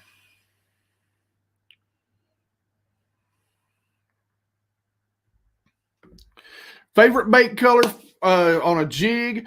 I've got a little jig that I use, and I actually discovered this jig by the old Rattling Pro model. Well, they're not old. They still make them. Strike King makes them. It's called Black, Brown, Amber. It's got every color you need. You cover every watercolor. You need it to be darker for dirtier water, just throw you a black trailer on there. You need it to be brighter, throw you a brighter trailer on there. Great color. Blackhead. I actually make those myself because, you know, the old Rattling Pro model skirts are crapola. Well, hello over in North Kakalaki. Soft plastic color. You know, there's not one in all conditions. I mean, there's just not. I generally keep it to 5 colors in most of anything. You know, a black. Like in soft plastics, man, I can keep, like if I don't know what's going on, I can go down to like 3 or 4 colors, you know, and it really depends on what soft plastic we're talking about. You know, a black, a green pumpkin, watermelon red, watermelon candy, and maybe a white. You take those, you'll catch fish anywhere you want to go. Ooh, Yeah, Hidden Valley and Laurel. I've never fished those. And Witten, never fished those. They're not far off. I'd like to go up there. Now, they're tough. Don't let them fool you.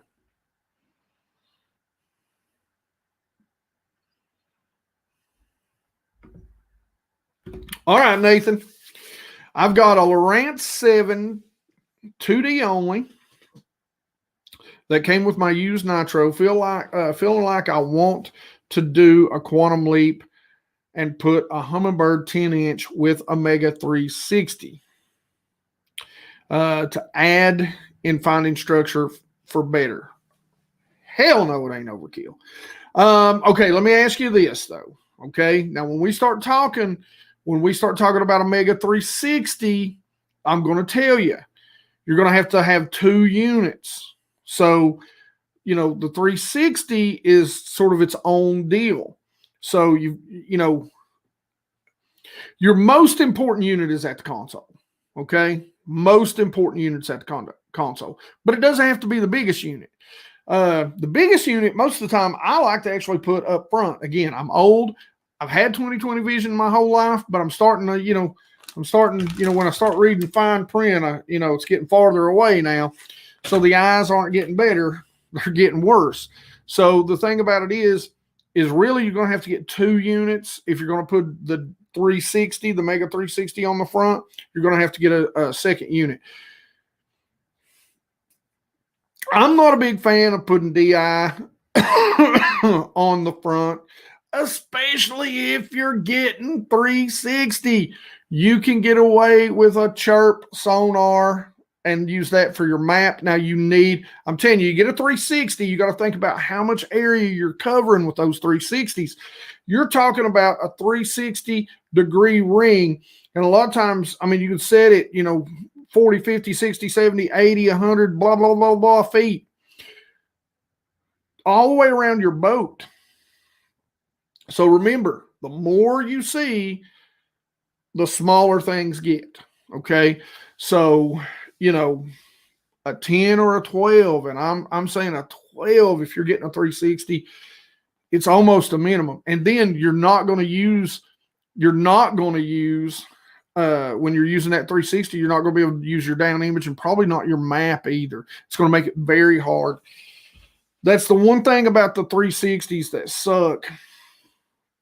As far as a standalone unit, like the Mega units for Humminbird, they're great. But what I would probably do for right now to save you a little bit of money, just leave that Lowrance up there and you can use it for 2D and then go ahead and put you a Humminbird on the front and a Humminbird on console. You can use that Lowrance for 2D and maps until you can put you a second unit up there if you're going to do up front. You can get away with 1, make it a big one. Don't go to a 9, go a 10 or a 12 on that other one. Trust me, I know that sounds crazy, and I know a lot of people are like, you don't need one that big. Gosh, man, when you start dividing up the window and things get smaller, things get smaller.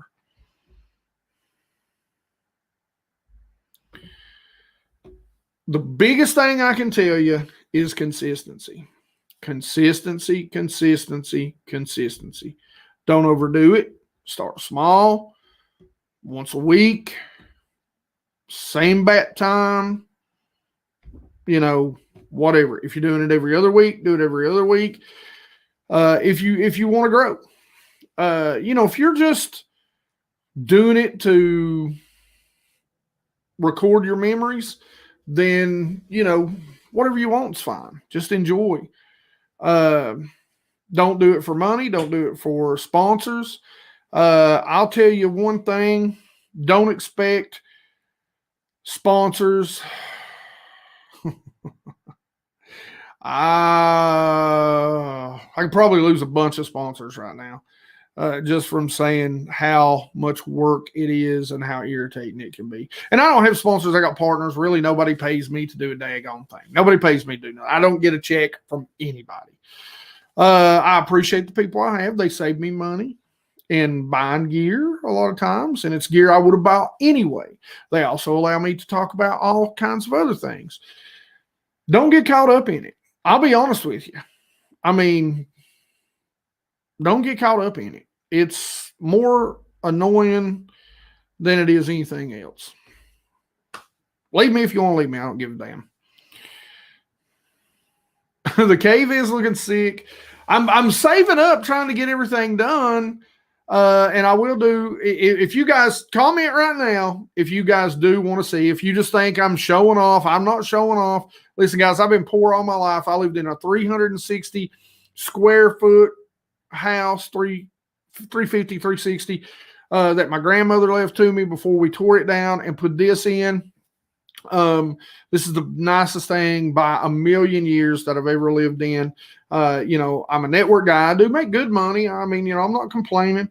But you know, me and the wife have been frugal until we got this, and now I'm broke as hell. But you know, I do appreciate that, Brian. You know, it is it's really nice, man. It's really nice.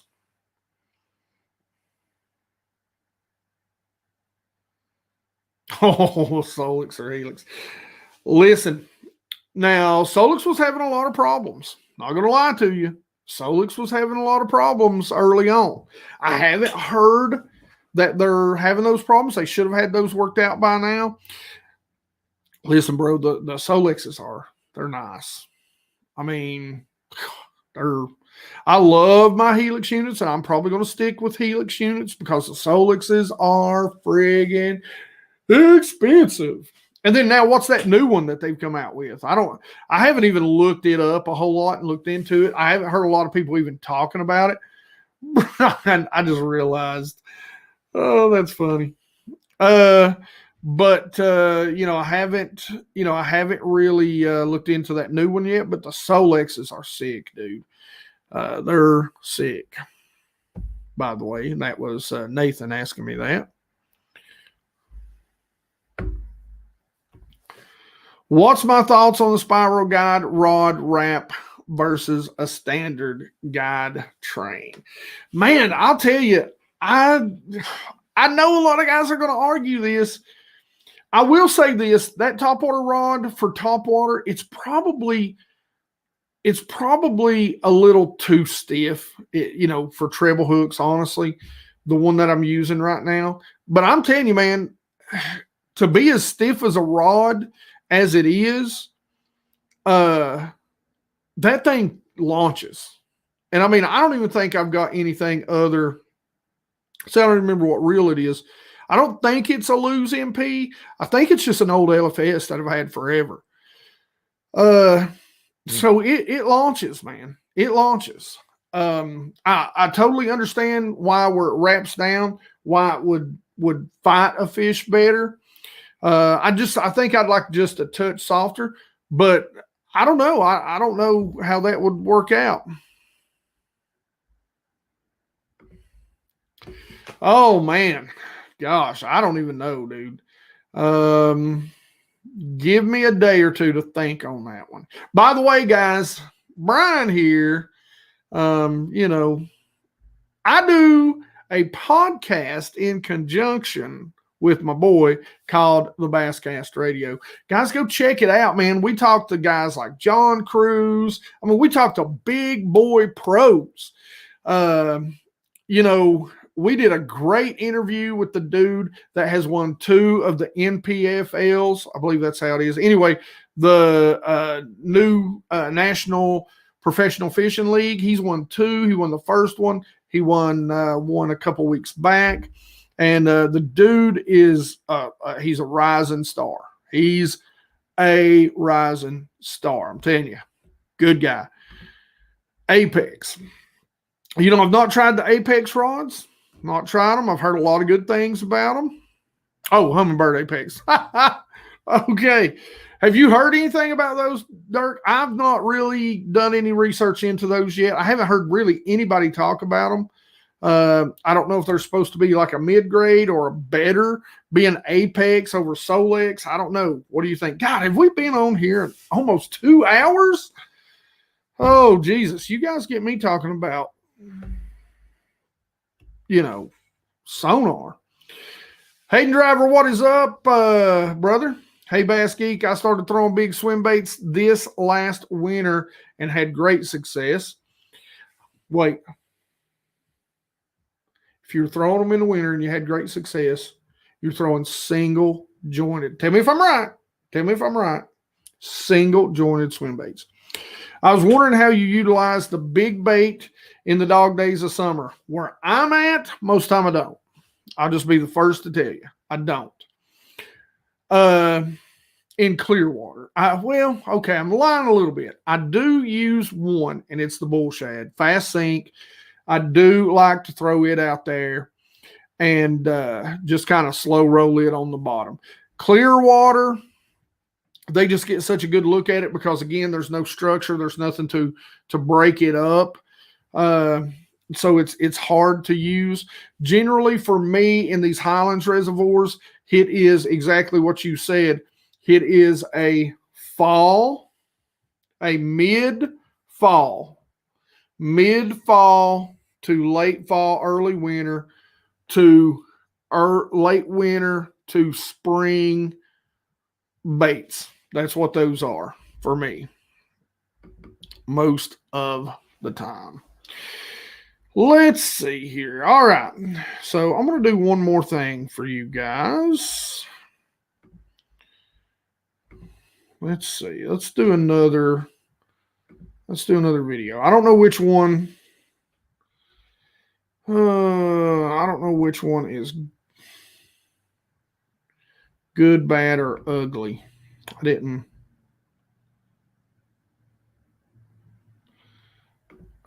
Great. Why does that video use? Oh, crap. I downloaded it from my phone. iPhone. Well, why does that one use it? Is this one going to let us? Just the same. This isn't the same one.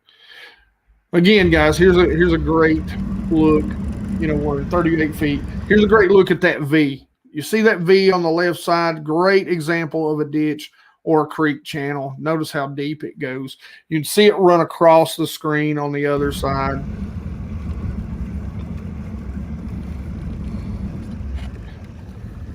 Now there's a nice, again, that group of crappie. Derek says he don't know anything. I hadn't researched them either. Me either. A good group of crappie right there. Sorry about the jitteriness. Sorry about the jittery. Sorry, that was a horrible try to impersonate. Here's a great. Okay, so to the person that asked me about the line, here's a thermocline, clear as day. This is fully formed. It's down to about 20 feet, and you can see it right there. That is perfect. That is what a thermocline looks like on a 2D, or not a 2D, Jesus, on a down image. So it just looks like clutter, you know, below a certain depth level. But that is a thermocline. You can actually see a fish even sitting right there, that bright little dot. He's just sitting right there at the top of it. Like, hey man, it's a little bit of cool water here. You know, the oxygen drops off underneath it, so I could die. But anyway, I'm going to say up here, I'm kidding. They probably wouldn't die. But that is a great example of a thermocline. All right, guys. Great. You've seen the spot. Right here is the creek channel, runs in top of the bait. Here's a great example of finding an area. We've also got a little lay down in a channel swing. Right there. Again, that comes way out here to the creek of it. There's your lay down. I don't know if this is playing. Forgive me if I cuss or say anything out of the way here. There's a lay down. That's a tree. You can see, again, I'm in that 455. I think I'm in 455 on both of these. Again, these are Gen 2 units. Find here. You can actually see a couple fish right there. There's a good down that sticks out here. Good lay down. Something over here. See a couple fish out there. Maybe some bigger shad, maybe some crab. Let's see what we got here. I think this is the one where they're up suspended. I think this is the day. See them here. Yeah, see? There's another. There we go. Yeah.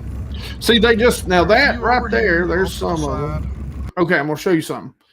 Look at that big stick up right there. That is actually part of a stump on the side of a creek channel. That stump is that stump is like literally as big around, and I've got a 20-foot Triton. It's as big around as the hood of my truck, my Dodge 1500. It is a huge stump. You can actually see it on the side imaging right there, that little stick up. You can actually see that. There we go. Todd, I'll get to you in just a second. There. But you can actually see them. There's a couple of fish down just below that. Now look here, look how they're all spread out. Now guys, most guys are going to pass on these fish. Look at all that. Most guys are going to pass on these fish. No way, man. No way. I've learned how to catch these fish, and a lot of times these fish are very catchable with a big walking bait. There's a ditch. Oh, I'll show you this so bad. Go back to that. Oh gosh. Now I've showed you a creek channel. I want you to see this right. Come on, show it. Right, bottom left-hand corner. Oh, you just can't. Let's see if I get this backside here. Got some good marks. You can see it up at the top of the side image, and I'm showing everybody the fish. Now this is actually a drainage ditch coming out of a little pocket right there.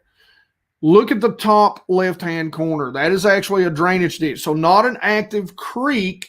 It's just where, when, used to, way back in the day, when the water would get up, it'd come through a valley. It doesn't actively run. It doesn't have active water running in the back there. So that's a ditch, not a creek. Remember that. Let's go. All right. Well, that wasn't as great as I thought. But anyway, hopefully I showed you a couple of things. All right. So, favorite drop shot bait? Probably like a wacky rig, any sort of, and you'll learn, guys, like I'm not really bait specific. I mean, there's a few baits that I really, but almost, kind of a trick worm is a trick worm is a trick worm is a trick worm, whatever any other company wants to call it. It's kind of all the same. But a lot of times a wacky rig like that, or some sort of shad shape, like the shad shape worm by Yamamoto. I really, really do like to drop shot those.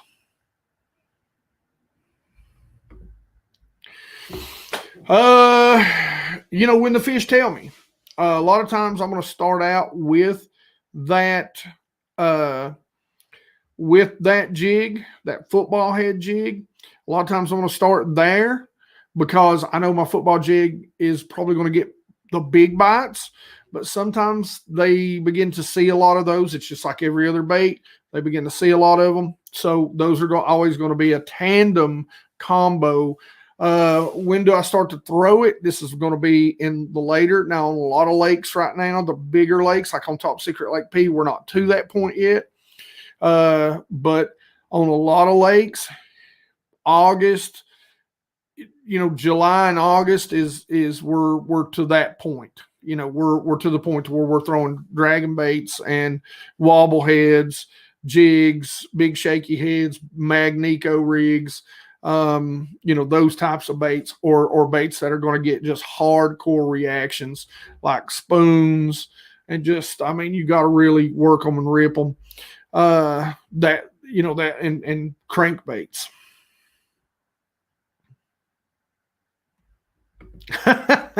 Hey man, Ryan Epps, baby. Hey, listen, me and this guy have got to get together, and I've called this guy. He is funny as hell. He's a good dude.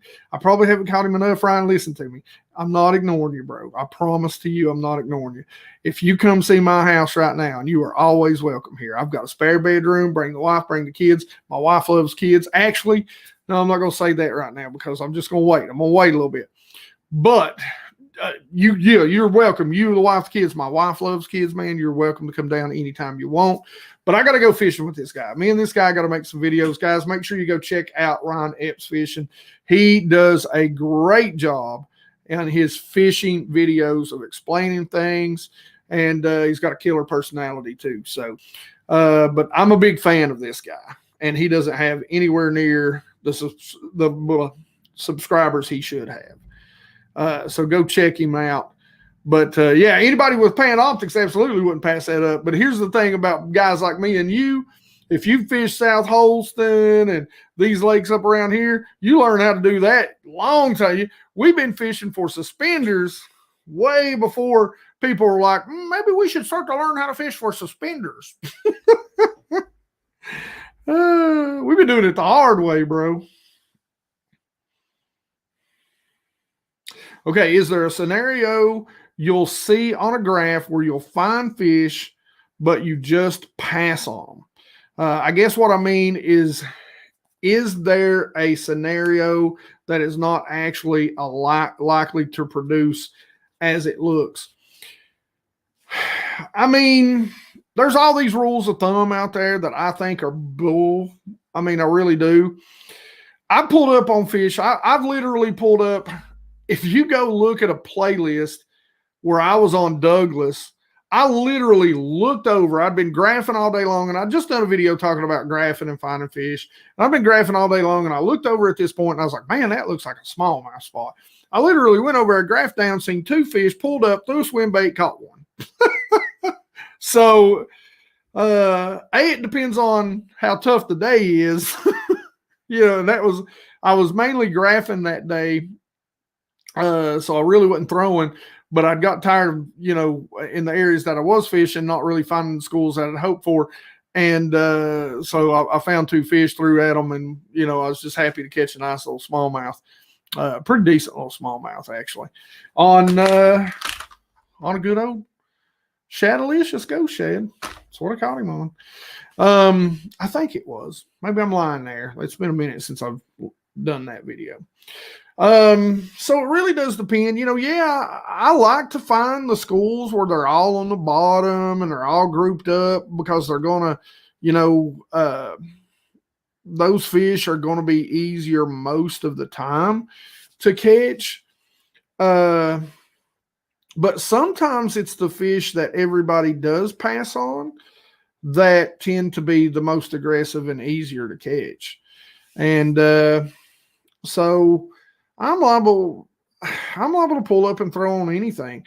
Now, a lot of times, and if you go back and watch my fishing videos, especially during the summer, man, you'll see, yeah.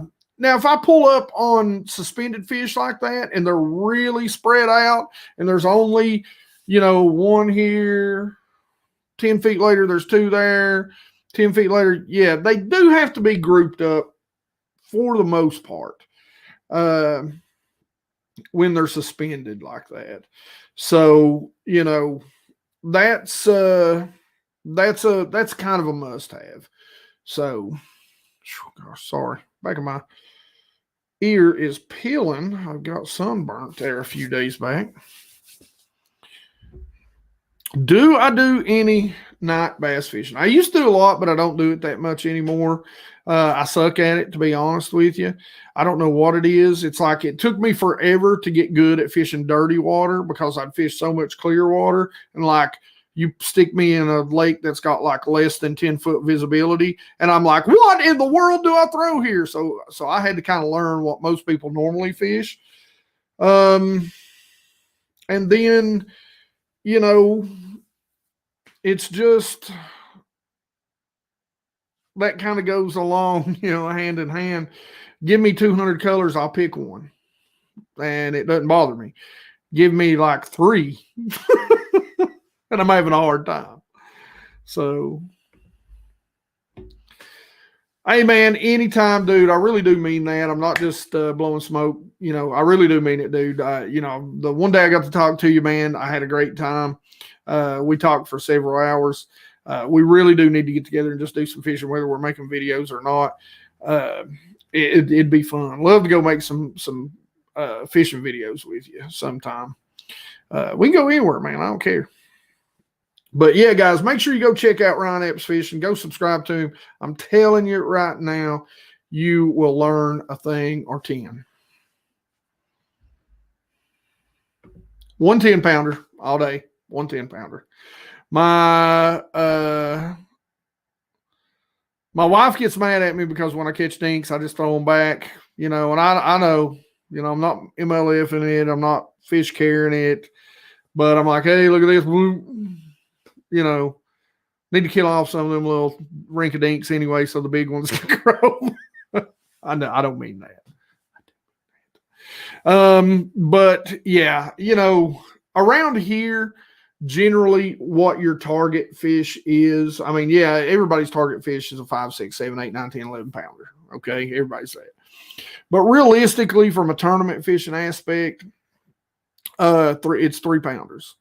You know, in almost any lake, you know, 15 pounds at any time of year will go a long way and cash a check for you. Most of the time. Now you get in some lakes like Douglas or South Holston, the right times of year. And you know, you're going to need 20 pounds. You're going to need 18 pounds to finish in top 10, top 5. But if you catch 3 pounders consistently here, you're pretty damn good consistently. You know, I don't care if you're just catching 5 of them. If you can do that, you know, average 15 pounds, you're pretty damn good. Where I live. Ryan, tell me if I'm lying on that. How do you feel about that? I'd like to get another person's perspective on that. And Mr. Epps is a good person to get a perspective on that. Guys, we have been on here for 2 hours. Listen, last chance. We got 58 people in here. I love it. I appreciate you. I love you guys. I don't mean that BS-wise. But I've been out of beer for a while. Only brought one. I don't have a man fridge, you know, a beer fridge in here yet. I know, how do I have a man cave without a beer fridge? Sin. I know, sin. It's coming. I've just realized that tonight. We do this more? Yeah. Got to. Because 1 Miller Lite, it just didn't hydrate me enough. I've been out on the lake, so, you know, I need my water. So you got any more questions? You got 5 minutes. 5 minutes. 2. So anything else you got to ask away.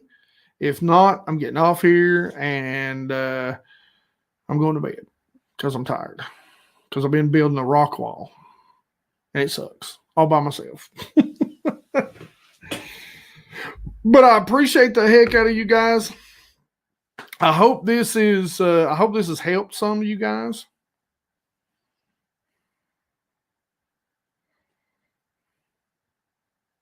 Yeah, if you can average 15 pounds, you will be in the money a lot around here. Sorry, my wife's calling. She's probably getting off work right now. She's going to get mad because I just gave her the FU button. You know, I don't know, man. I work a swing shift. And so my days rotate, so it's hard for me. But when I'll start doing a little bit more, try and do it about every other week. I will tell you this again, guys. Go check out the Basscast radio. There's always a link in there. You can get it in 100 different places. Android, iPhones, all different kinds of places. Brian always does a thing. Go check it out. He's got a YouTube channel. We've been recording them and putting them up now. So you can go watch when we do these interviews with the pros. And it's real good stuff, man. It's good stuff. So, you know, go check it out. The Basscast radio, man. Go check it out.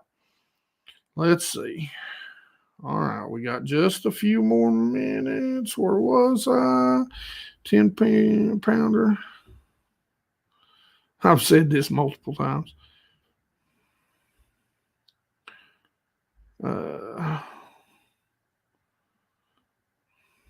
Hey, I appreciate you, man. I just wanted to do a one-on-one. We'll do some guests. You know, we'll do some guests. I'm going to try and get some pros on, you know, to come on.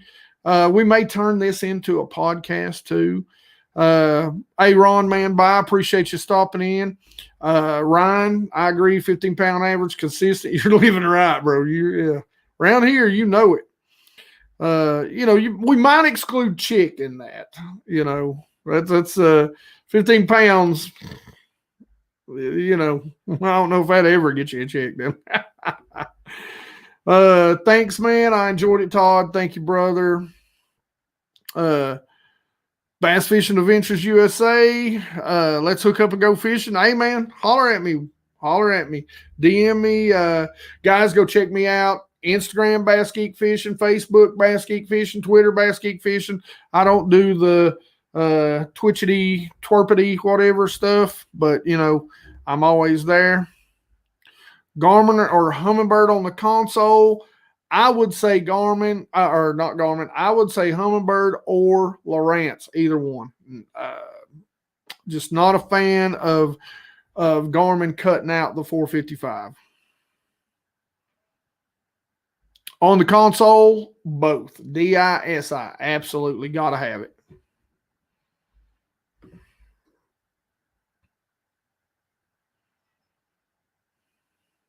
Woo! Didn't even get a check on Douglas, 24.5 pounds. Buddy, that must have been a day right there. That lake ain't like that no more, though. It's Douglas is a great lake, but the size, I think, has dropped off. Thanks, Brian, man. Good night to you. Tight lines. Josh, brother, appreciate all you guys. Hey, as always, man, give this a like, pretty please, before you log off there. If you're not subscribed, please subscribe. Tell your buddies about this. Like Mikey Ball says it all the time, you know, YouTube don't like real fishing, okay? YouTube don't like real fishing. They don't promote us. They don't help us. They don't like real fishing. If you're, you know, doing all kinds of crazy stuff, they love you, but they don't like real fishing. So, you know, help us grow the channel.